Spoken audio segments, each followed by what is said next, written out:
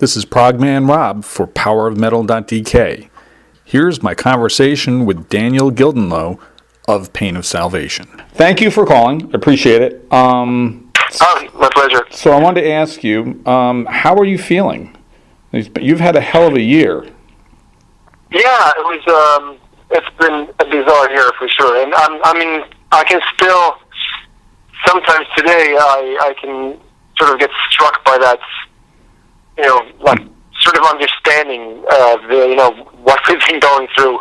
Yep. I'm guessing it's that's how the human mind works. Months afterwards, yes, you can still go like, "Oh, what the hell? That really happened? That's just so bizarre." Yep. Yeah, it was hard. Really tough year, but it's nice to be on the other side of it. Oh, I bet. I mean, I can't even fathom it because I've heard, stories of this thing, and it sounds like the absolute worst, one of the worst things you can possibly go through.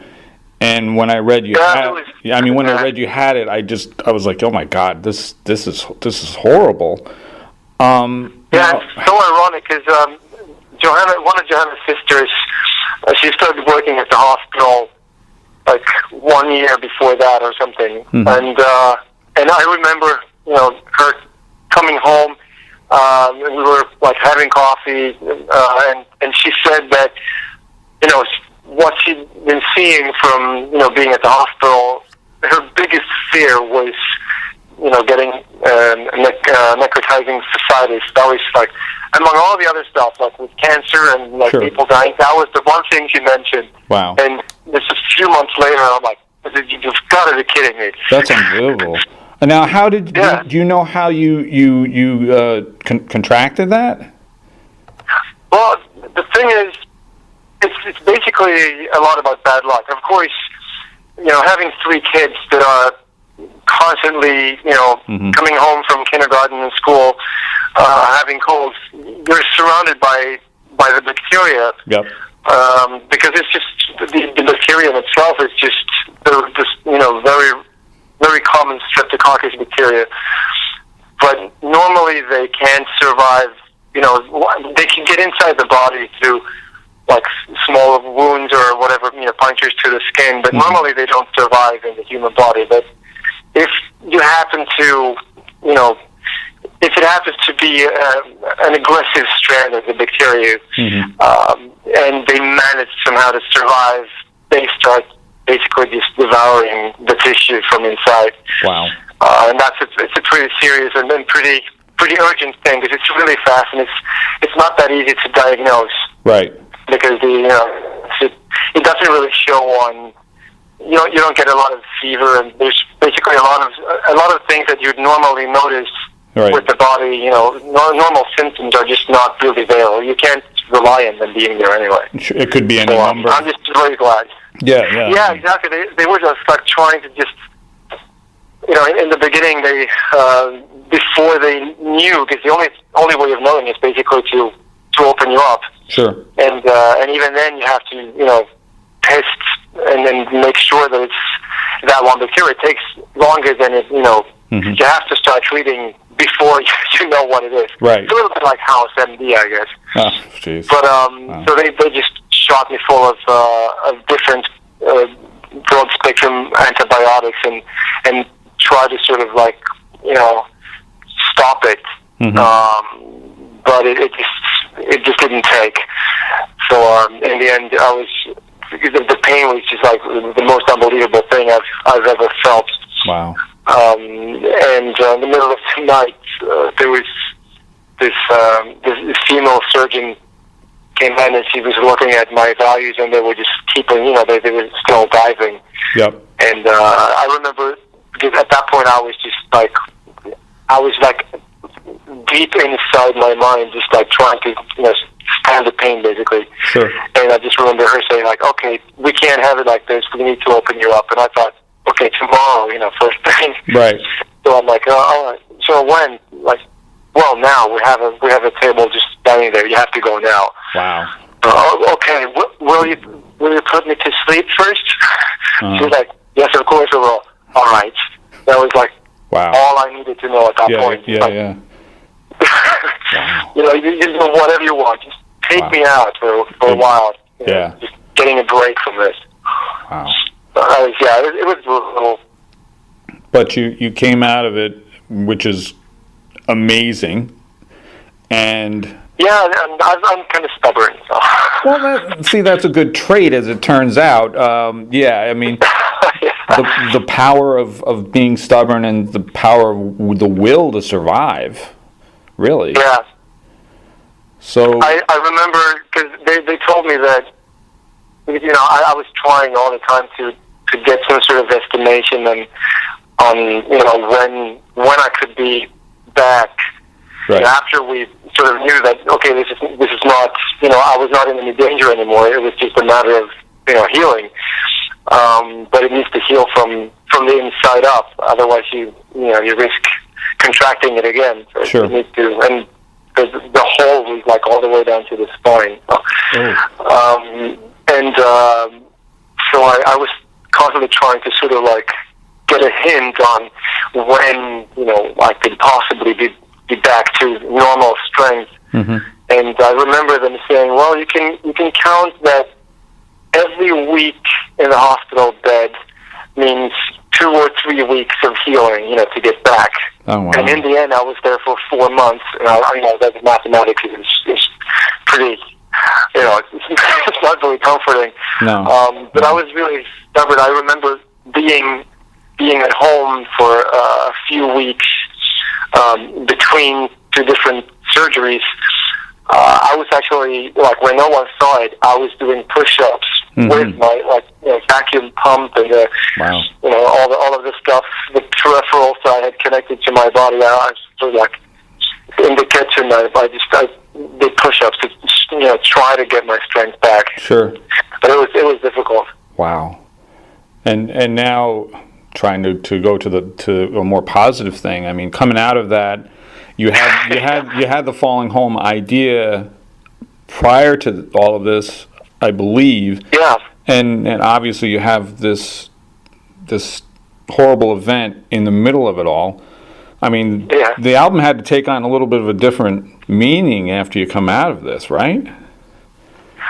Yeah, it did, for sure. And even the whole Road Salt trip was also, sort of saying, telling me a different story, especially the song Road Salt. Mm-hmm.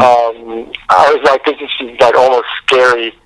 When we were sort of like playing that for the first time after the whole hospital thing, yep. It was just like, it's almost like scary, like a premonition of what was to come. Sure.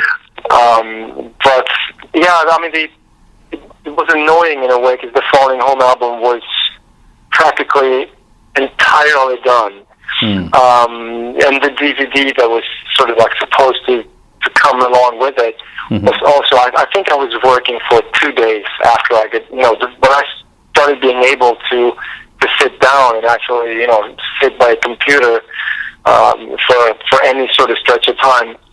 I started, looking at what I had and where we were in the process, and I just realized, it was annoying and comforting at the same time that I was basically entirely done. It could have been done with only like a few more days, before contracting this whole illness thing. So right.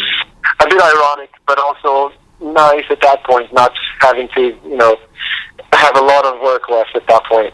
Yeah, I mean, you came out. If that's the case, I mean, you were probably just able to put the finishing touches on it, which I suppose that's good in some ways, but yeah. but I mean, if I remember, like, going back to the artwork to finalize the artwork, there was this passage about in the credits about the album. And basically it says that, this album was supposed to be a walk in the park, and it turns out nothing with Pain Isolation can ever be that. And it turned out to be a really difficult process with lots of, it's been a lot of uphills all the way. And that was before going to the hospital. I was just like, Wow. again, Yeah, now you look back. An extra meaning. Yeah, exactly. You look back and think that was an uphill. Yeah, it's like you would want to go there and add comments within brackets, like, the contemporary Daniel comments. Yeah. That Daniel who wrote that, like, no kidding. Yeah. Oh my God. You just wait. Yeah, you just wait and see. Yeah. Oh my God. Yeah. You think it's apples now? You just wait. Now, as far as going back a bit, what was the initial idea to go with Falling Home? The whole concept of it was a coincidence, pretty much, like, back when we did 12/5.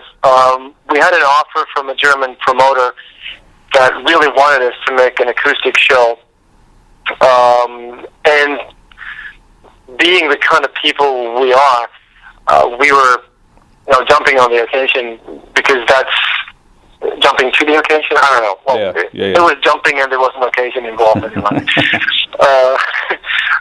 Because that's always interesting, having a chance to twist and turn songs around and see whatever new life you can breathe into them, and I guess it's like anything that's out of the typical way. I don't want to say that there is anything like an ordinary day with Pain of Salvation, but right.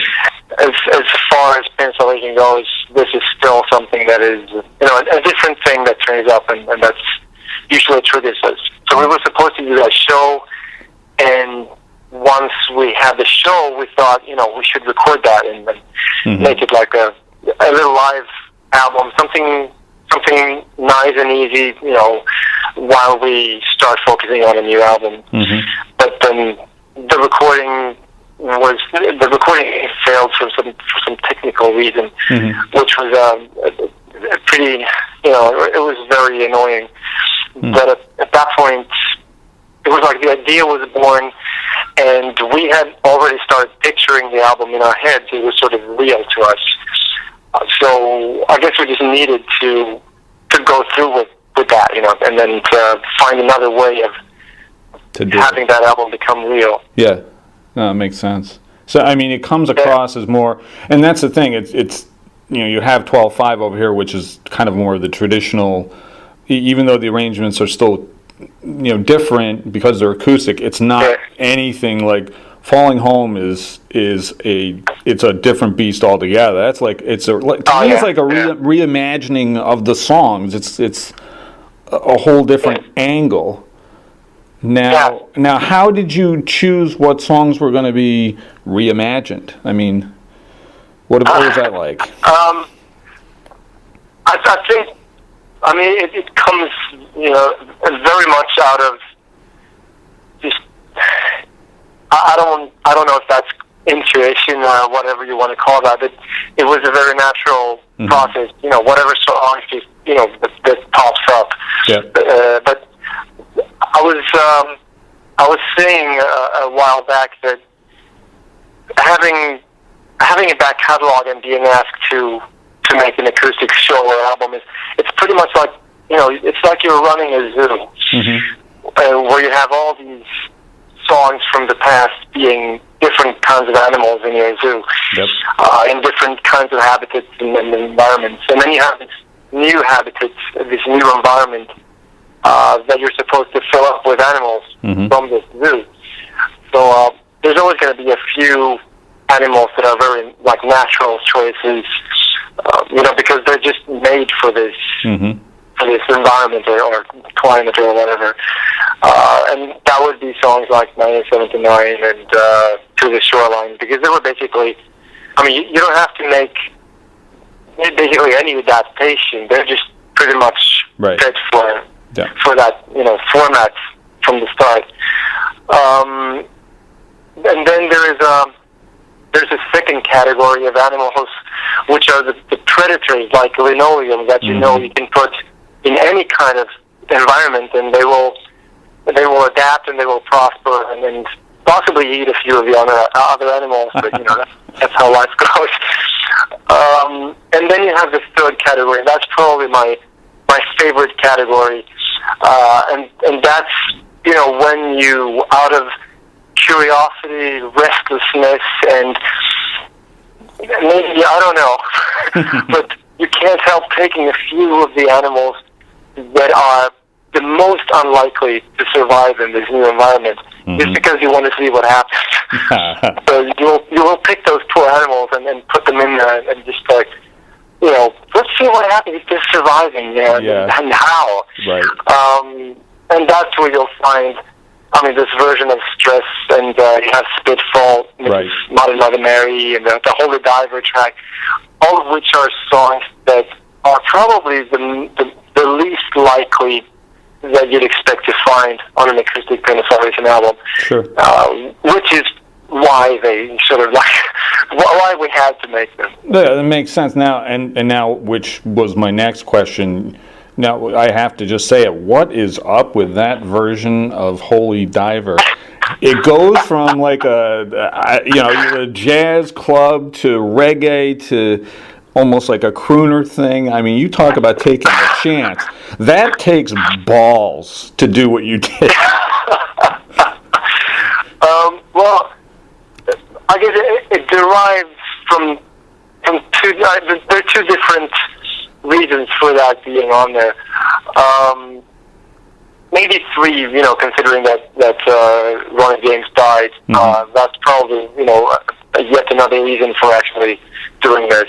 Yep. But it was a long time coming, even, before that, because first of all, we have this tradition in the band that's been going on for a long time, since at least 10, 12, 13 years or something like that, where we have, again, out of restlessness and maybe boredom sometimes, when we're rehearsing, we would, play songs, Pennsylvania songs, in a shuffled groove, preferably jazzy, with the odd harmonies and stuff. Yep. And this has been going on, before Leo even got in the band. And this has continued, and with Leo, having all those music styles in his, totally under control. He comes from that sort of jazz Latin sort of orientation from the start, and it just makes it even more, it's even more fun to do this. Yep. And we were asked, I think 3 or 4 years ago, there was this local event here in our hometown, and apparently they have this annual event. It's a music club, and once a year, close to Christmas, they have like a live music party where they invite a number of bands and artists, and each and every one is given a task, and then there's like a theme for each year. And this year that they asked us, the theme was 80s metal. Oh wow! So all the bands and artists that was taking part of this party, they were given one album each, and we ended up with Holy Diver by Dio. Right. So, and I just felt that okay, there's an 80s metal party with metal bands playing metal band covers. Yes. Maybe if we can do something, let's just change one of those variables a little bit. Yep. So that's why I suggested doing the Holy Diver track in this sort of like shuffle tradition that we had done before. Yep. Which was really fun. And then, with Leo in the band, being very good at singing too, we had totally different possibilities with the vocal harmonies and stuff. And I just really liked what we did, even though, this whole thing is you're performing under very rudimentary circumstances with like an open stage and just whatever equipment is there, and I just felt that I was that I had unfinished business with the version we did, because I liked it, and I would it would be nice to do something with this, except for that one time performance. But it's not really something that you just throw in, anywhere. But Sure. having this acoustic show and this acoustic album, it was a perfect spot for like revisiting that version. Sure. Yeah, and I mean, to me, it's like you guys are always going to do things the way you do things, whatever that is. Yeah. It's going to be different. Yeah. And to me, it was like as soon as I started to hear it, I'm like, it's Holy Diver. I'm like, okay, I know it's not going to sound like Holy Diver.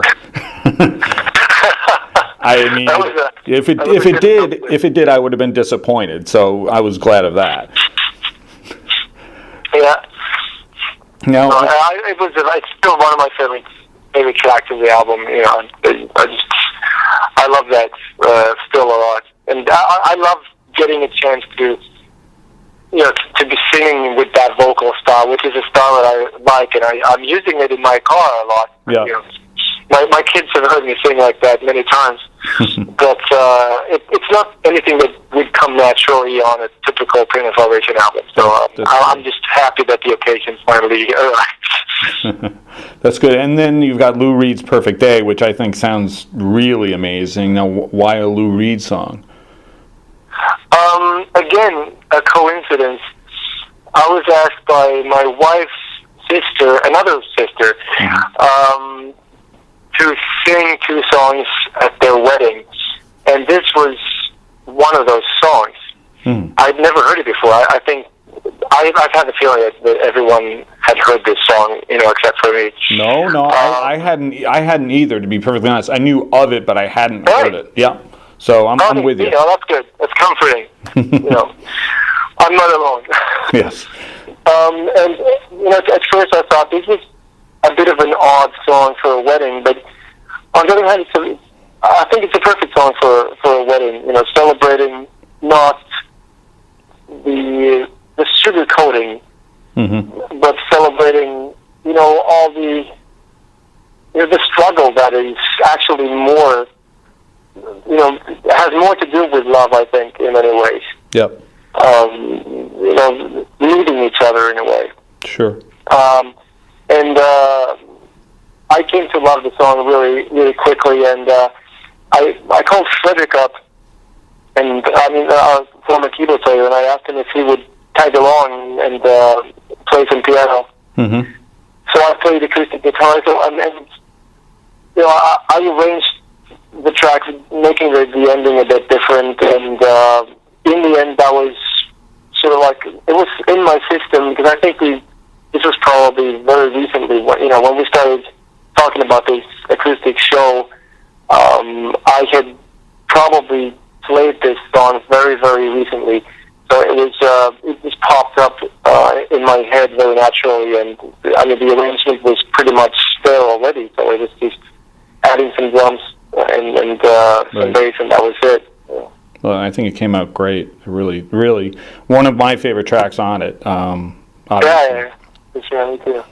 Now, obviously, I'm probably running out of time here, so I'm gonna just ask you, as far as touring goes, you plan on doing just an acoustic set, or you plan on doing a whole acoustic show?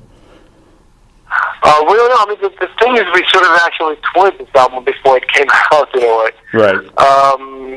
And we wouldn't mind going out again, touring the acoustic material, because it was a really nice thing, and there seemed to be a lot of demand still, and it was really appreciated. We were building an entire living room. We were carrying real furniture around Europe, and even walls with real wallpaper from the 70s that we managed to find on the internet. That's awesome. So it was sort of like I don't think we've ever carried that many things, but normally they would be amplifiers and stuff. Right. It's like ironic that for the first time we didn't need all those amplifiers, that we just, filled the trailers up with other stuff instead, like couches and... So you were like a moving company or something. Yeah, I was like, every venue we arrived at, they would like look at us carrying in those sofas and go like, do you carry that around Europe? And we go, yeah. Bookshelves. We had a piano. Come on. We of course. mounted Daniel's keyboard stuff inside an old, heavy stand-up piano. Nice. So we had a great time, and I wouldn't not mind doing that again. I mean, we have the living room already set up. So Exactly. You have the stage. You've got the furniture. Yeah. So let's take the room out on the road. Well, that would be cool. Yeah, exactly. So what about the next album? I'll finish with this. The next album, Perfect Element 3, Road Salt 3. I'm guessing none of the above. None of the above. Yeah, but it's going to be.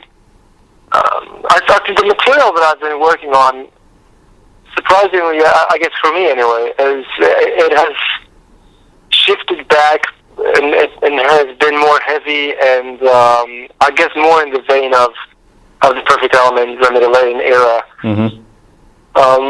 which I've had a break from for some time. And I guess, like with anything, you go full circle and you get hungry again. Yep. Or you get set up on a certain dish and you Sure. take a break, and then all of a sudden you start to feel that hunger again. Yep, that makes sense. Especially after, the Road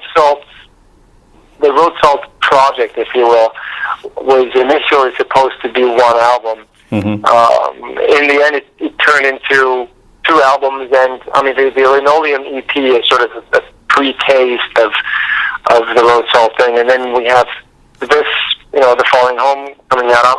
I'm thinking that it's pretty natural as as a reaction in a way to that you want to crank the amplifier and go back to doing what you haven't been doing for quite some time. And I think playing the entire Brendan Lane show for the first time ever this year, I think was also feeding that hunger a little bit. Sure. Realizing that this is kind of fun, and realizing that how strong this lineup is right now. And all of a sudden, you see the possibilities with that. That makes sense. Well, that's great. Well, I will let you go, Daniel. First of all, I want to thank you, obviously, for giving me a call. More importantly, nice. I hope you are healthy. It's really great to hear that you are. I hope you stay that way, man. I really appreciate you. Thanks a lot. All right. Take care, okay? I will. All right. Bye-bye. Take care. Thanks.